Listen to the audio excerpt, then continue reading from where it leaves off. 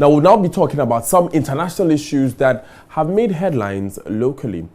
Just a few days ago, a group of Guineans calling themselves Friends of Israel organized a news conference talking about the dire consequences of Ghana's decision to vote against the United States recognition of Jerusalem as the capital of Israel. Now, this happened at a UN emergency Congress recently, where 128 nations worldwide decided to vote against President Donald Trump's decision to recognize Jerusalem as the capital of Israel. This is something that has been in law in the United States for years, but no president has actually implemented it so far. The embassy of the United States has been in Tel Aviv, which is the current capital of Israel, and the Israeli people have been clamoring to have it moved to Jerusalem, which is under contention because the nation of Palestine is also recognizing that city as the capital.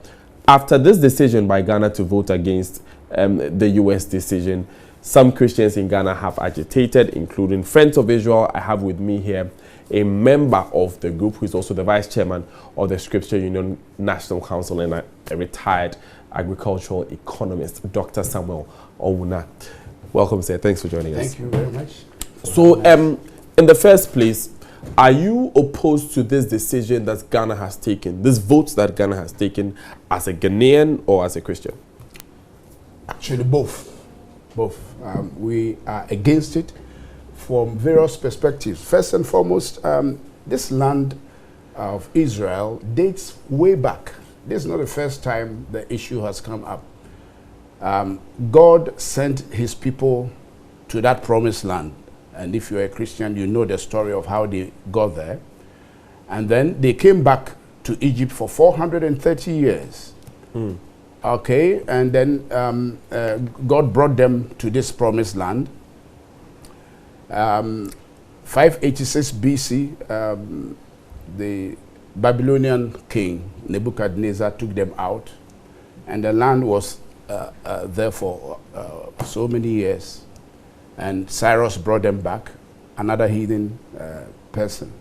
So from the historical perspective and biblical standpoint, it is very clear. In fact, 1 Kings chapter 11 verse 36, God, before the people of Israel came to that promised land, told Moses that I'm going to get you a place where you will come and do all your sacrifices, and that is the city of Jerusalem. David conquered the Jebusites and made that city the capital. So if Jerusalem, 1 Kings 11:36, Jerusalem, the city that I have chosen for myself to put my name there. So God has placed his name there. This current Jerusalem, he has placed his name there. And if you go to Psalm 122 verses 3 and 4, Jerusalem is built as a city that is compact together. Right. Where the tribes of the people of Israel go up. Every Jew prays facing Jerusalem, as far back as Daniel in the days of Nebuchadnezzar. Dr. Odan, I asked the question of whether you oppose it as a Ghanaian or as a Christian, because I wanted to know in which context you decide to speak, because you are quoting scripture, which works for a Christian. But from the national history of Israel as we know it, we know that the current state of Israel was formed on the 14th of May, 1948.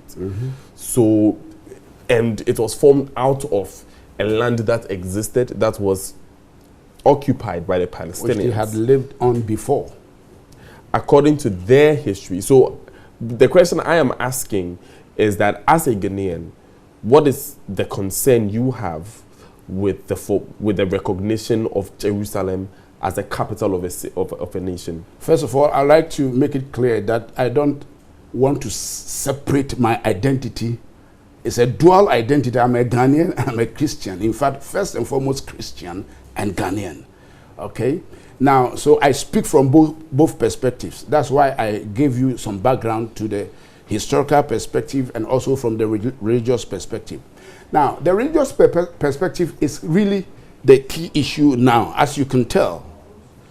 As a Christian, the Bible tells me that the earth is the Lord's. God is the owner of this planet.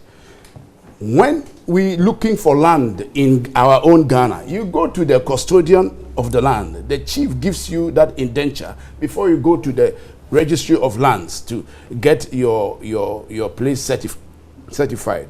So this is how we live on this planet Earth. The earth is the Lord's, and he has decided to give that land to the people of Israel. So this is the fact. And we want to talk about historical facts. And by the way, it's not just even Christians who are speaking. In our research, we have come up with 4 solid statements made by Muslim clerics. Muslim clerics. One of them, Saudi academic Abdulhamid Hakim, the director of Middle East Center for Strategic and Legal Studies in Jeddah, Saudi Arabia, said recently, Arabs should accept Israel's historic right to Jerusalem. We have to adjust and realize that Jerusalem is their city. That is what he has said. Right, but you see... Can I give the other two? No, before you get into the other two... We don't want it to sound as if it's only Christians who are speaking like this. I think you made a sufficient point. In the Quran, from the Quran 5:21 says that Muhammad himself told the Muslims that Jerusalem, that holy land, is for the Jews. He made it clear. Right.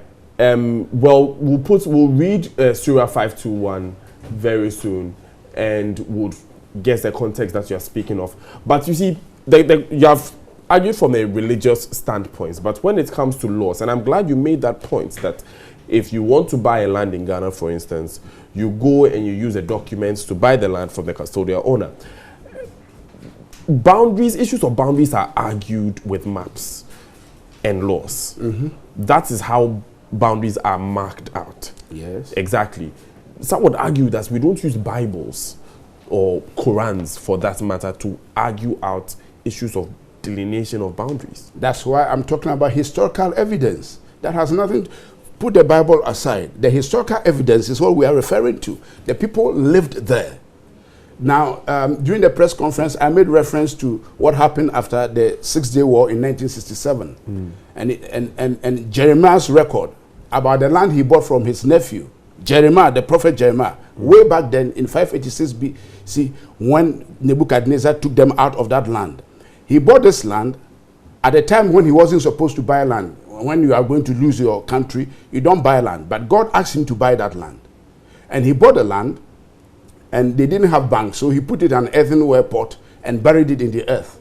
After the Six-Day War, archaeologists were digging up and found Jeremiah's report. So now we understand why God asked Jeremiah to buy that land. He wasn't interested in buying the land. So there's historical evidence. We're talking about facts. So it's not just the Bible and stuff. We're talking about historical evidence. The people lived there. David overcame the Jebusites and took that place and called it the city of David. But this is history according the Samaritan woman accused Jesus, to the Israeli nation. Oh, according to the Jewish nation. Not only, we have 2 historians who have confirmed this story of the Jews. Eusebius, go and read about him. Eusebius is not a Jew. He's just a historian.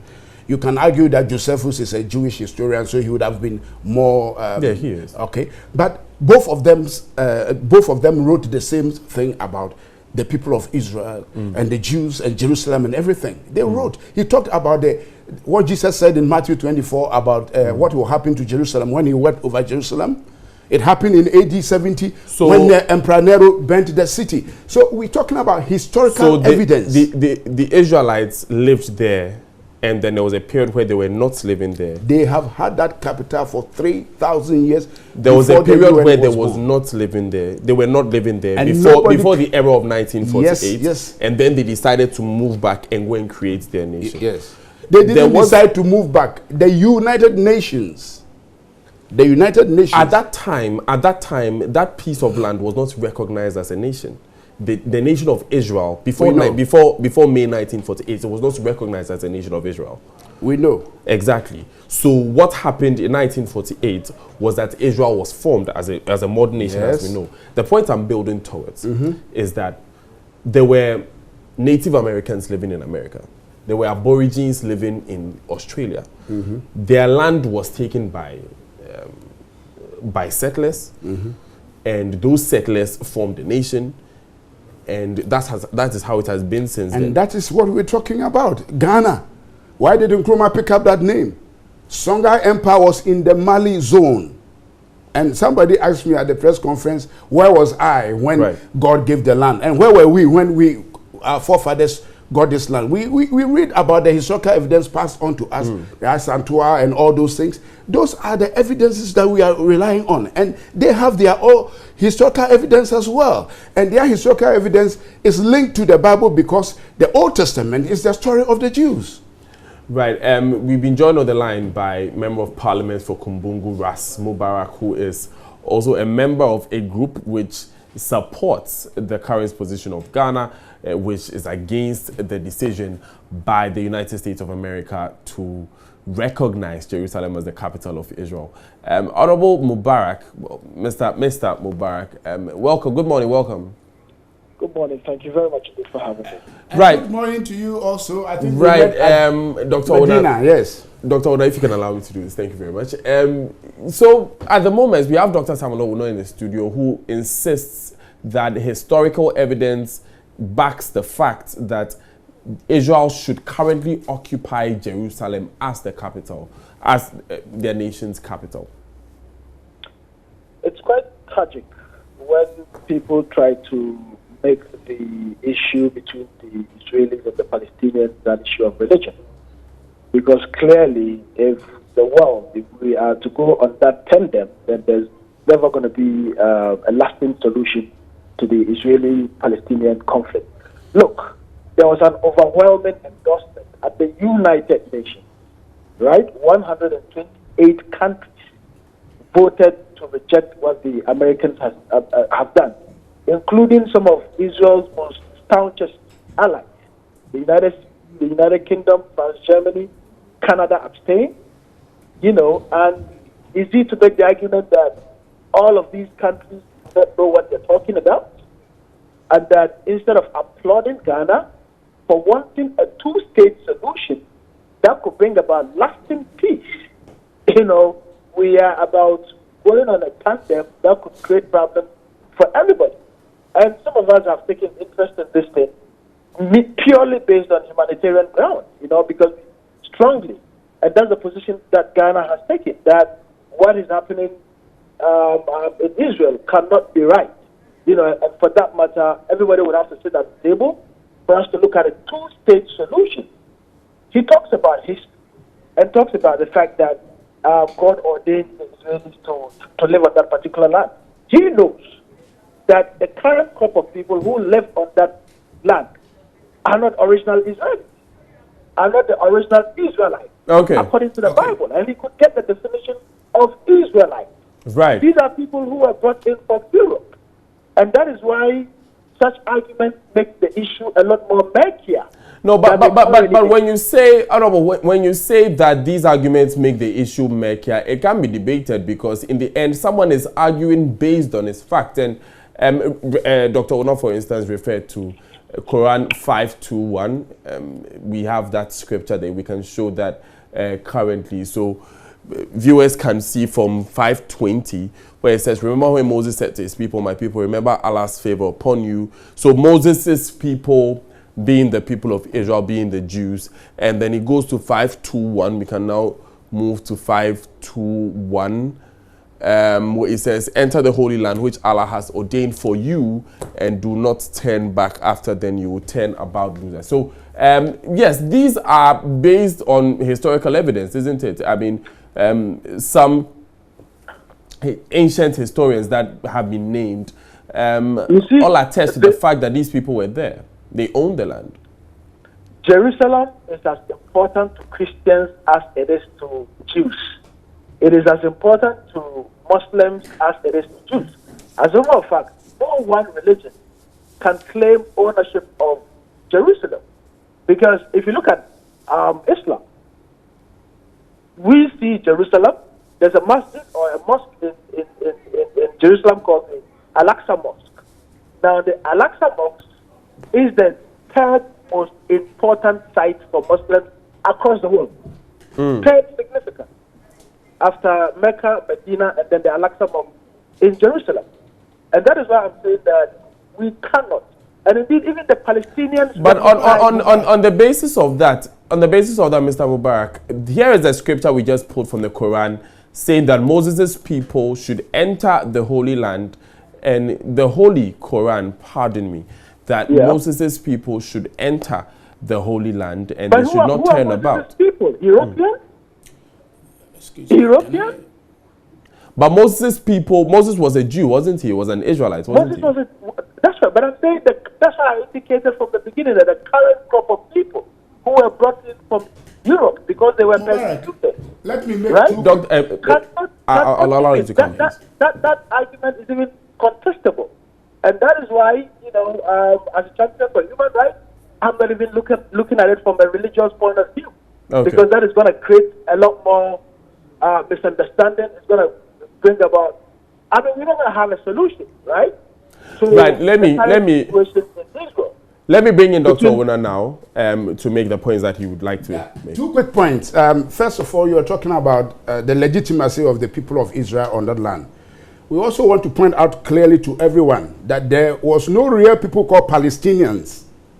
Those in the Gaza are from Egypt, of Egyptian descent, and those in the West Bank are Jordanians who wanted to overthrow King Hussein, and he chased them out, and they landed in that land. So we know this for a fact. You mentioned the Al-Aqsa Mosque. This is what Professor Youssef Zaidan, a renowned Islamic scholar who specializes in Arabic and Islamic studies, director of the Manuscript Center, a museum in Alexandria, Egypt. He said this recently, that the Al-Aqsa Mosque in Jerusalem is not the one referred to in the Quran. He says, Muslim scholars agree that Haram al-Sharaf and the mosques which stand on the Temple Mount are where the 2 Jewish temples once stood and is Judaism holiest site. So Muslim scholars are speaking. This Al-Aqsa thing they've built, there are several mosques you have built there. The point is made. So the point is made very clearly that from both historical and religious perspective, and from our perspective as Christians, and even from the Muslim scholars that we have found out, and also from the Quran. Now, definitely, Muhammad was not talking about Mecca when he said Moses and the people and their holy land. Then the Arabs should be coming to Jerusalem for their pilgrimage. They go to Mecca. Thank you, Dr. Owuna. Mr. Mubarak, your reaction?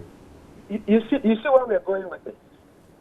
And clearly, if there's an escalation of violence in the Middle East, you know what it means for the ordinary person who takes trotro or who sits in a taxi or the doctor in the studio? Prices of crude would go up. And so, fantasizing about the history of Israelis or Israelites in Jerusalem is not a problem. It's going to create more problems for us. And I insist that it wasn't for nothing that 128 countries, including so-called States of Israel, including the United Kingdom, who actually, as a matter of fact and as a matter of history, are part of the problems we have between the Israelis and the Palestinians currently because of the Balfour Declaration of the 40s, right?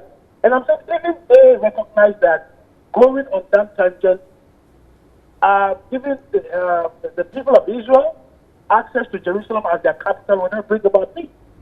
If you want us to talk about history, we can talk about history. But the world is not interested in history. The world is interested in what would, make life comfortable for everybody. And I'm making the argument that the fact that 1 or 2 Islamic scholars have given contrary commentary does not even make it right, because there are several other Muslim scholars who would dispute that, and I dispute that, even though I'm not a Muslim scholar. And I'm saying we can't use religion as basis for solving the problems between the Israelis and the Palestinians. It's just right. On Let me address the UN issue. And it's going to create a lot more problems than we already have. Mr. Mubarak, thank you. Dr. Owuna, you have a final contribution to make. You keep going back to the UN. We want to make the point very clear that Jerusalem was the capital of Israel for 3,000 years before the UN was born. Number 2, This is not the first time a sovereign nation has decided to change its capital. Nigeria moved their capital from Lagos to Abuja. I was there on a World Bank resident mission by Babangida. The world didn't make any noise. Ghana, we moved our capital from Cape Coast to Accra. No noise. I have a question on that. The reason why the world is making noise now is that there is a clear dispute between two nations over a city. Well, this could have humanitarian consequences. This could have consequences for the women and children living in Jerusalem. But there could be collateral damage. Are we considering that in this position? Let's look at the issue very clearly. All right? You're talking about collateral damage and all that. Yes. Do you see what is happening right now? Where was the UN when the Muslims were massacred in Kosovo and all those places? Look, the UN has a group of 5 nations. So they should allow this I'm just trying to... Donald Trump made a very important point about the UN that we must listen to. The UN has become a puppet organization, abused, I would say even used, abused by the 5 permanent seats, the countries that have the permanent, they veto anytime they like. Now, this is a sovereign nation that has decided to change its capital. I say to change. And what about the implications on the innocent people living there? What implications? It is Iran. It could because they have been Iran. It is Turkey. It is Iran. It is Turkey. These people you are referring to, calling them Palestinians, were never called so. We have explained to you that when in 586 BC Jerusalem was taken out. You have made that point eloquently. No. The Palestinians were part of the group that were exiled to Babylon. You have made that point. They didn't come back when the Jews returned. The original Palestinians you're talking about, they never returned to Israel after Cyrus opened the doors for them to come back. The ones calling themselves Palestinians today are from Egypt and Jordan. And the ones that have moved in today that are trying to lay claim for a capital were the ones who wanted to overthrow King Hussein, and he booted them out, and they've come in there and mushroomed. Okay? And they are the ones trying to. So let's talk properly. There is no nation called Palestine today. There is nothing. The fact that they did not return with the Jews at the time, that means that those people have no right to the nation. But they were living with them in those days, and there was no Palestine. There was no Palestine nation when David ruled as king. But they have decided to have a nation now. In Sudan, they have decided, the southern Sudan has decided to split itself from northern Sudan and form a nation now. They were living together for years. Yeah. A group of people can decide to form a nation. That is exactly what is happening in Britain, Northern Ireland, and Scotland. What have they done? They have to sit down and negotiate. They want to maintain. Even in Nigeria, there's a lot of talk about the sense. Yeah, Biafra and what have it. And it's all over. Why is it wrong so the if Palestine wants to have that? Well, the sovereign nation has the right to decide whether to permit it or not. And Israel is a sovereign nation. And they've had this capital for 3,000 years. So what is wrong if Palestine also decides to lay claim to Jerusalem? If Palestine, which Palestine? Also, there's no Palestine. You do not recognize Palestine, but Palestine is recognized as a nation by not just by Palestinians within Israel, within that. We're going by historical evidence. That's what we have told you. The people who used to live there, and even one of the Muslim clerics made it clear. When they arrived in the land of Canaan, there were the Canaanites, there were the Jebusites, there were the Amalekites. He said it. I was surprised. I said, is this guy reading the Bible or the Quran? It was there. He made it clear. And they were all there together, okay?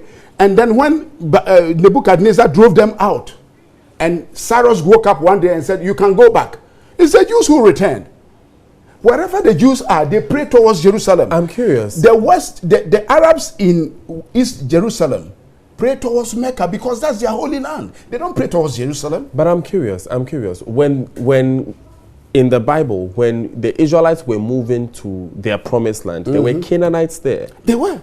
So they evicted the Canaanites to form their nation. Oh, and what happened to America? What happened in Canada? You already mentioned the Red Indians. This is how... Answer my question. Well, I'm answering. They evicted the Canaanites to form their nation. That is war. No, I'd like a direct answer to that. Yes. They evicted the Canaanites to form their nation. Yes, God evicted them. So even though some people laid claim to that land, and that some people had a right to that land. Another group of people came in and evicted those people who had the right to their land But that to is form their nation. That is Ghana for like you today. That's Ghana for you today. The people who lived here before we came, where are they? Doctor, the people who lived in America before America. Doctor, I'd like a direct answer because we are building up to a point. I'm so giving those you people, a direct answer about a how direct nations, answer would be yes or no. How nations have settled. A direct answer would be and yes the answer or no. is yes and no. Yes. That's not a direct answer, is it? It is. It is. It is. There are several questions people ask which have yes and no answers. You are right. There's even Great Britain. If you go to their history, the evicted people who had a legitimate right to their exactly. land Look, to form their Livingston tells us he discovered that lake. If that is the who point, are the people if that who is the carried point, him to the that legitimate lake? claim that Israel has to their land, as you name now, can be negated by another group of people. So can it be for all the nations? But the United Nations have come together and have accepted certain borders. Look, in 1885, Otto von Bismarck organized a conference in Berlin. No single African was there. I need to move on. And they divided and chopped up Africa. Okay? They chopped up Africa and we became colonies and all that. What has happened? Over the years, the United Nations have come into this picture to try and put peace in order to get things demarcated. And, so the point you're making is? De facto, they have accepted the geographical So borders. what is the point you're making? The point I'm making is what you see today is the equilibrium that have been settled through various wars in the formation of nations. Right, okay, period. Thank you. Mr. Mubarak is on the line. Can we have your final words as well? Well, I think that cool heads would have to prevail. I think that we have to take religion completely out of this situation because it cannot even stand in any court of law, right? And that we have to look at what international law says. It is a disputed boundary that has to be settled by international mediation. Taking unilateral decisions on the Israeli-Palestinian issue will not bring about peace in the Middle East and certainly not peace in anywhere across the globe. It has ramifications for countries such as Ghana. We're looking at a global village. When crude prices go up, whether we like it or not, we would be affected. Right. So we should be minded about the things we say and the causes we espouse. And indeed, I must commend Ghana and the government, for sticking and, to the position that Ghana has taken all over these years. And this position transcends government. And I think that is the wisest and most significant thing to do. But Mr. Mubarak, let me ask, why is it so important what Ghana thinks about what is happening in a nation thousands of miles away? We live in a global village. Ghana historically has been through colonization. We've been through slavery, through colonization, through neocolonialism. We know what apartheid means, right? We stand a better chance of standing shoulder to shoulder with people who are oppressed more than anybody else in the world. And more importantly, the fact that an escalation of violence would affect our, whether we like it or not, is the more reason why we should also be involved. And as I said, if you make it a religious issue, then Muslims would also involve the religious argument. And then we don't get to have a solution to the problem. And I sincerely believe that using religion as basis for arguing that Mr. Mubarak, you've made that point. You made that point. Thank you very much for your time. And this is all we have time for. It's now time for us to take business with Emmanuel Abuajiriafi.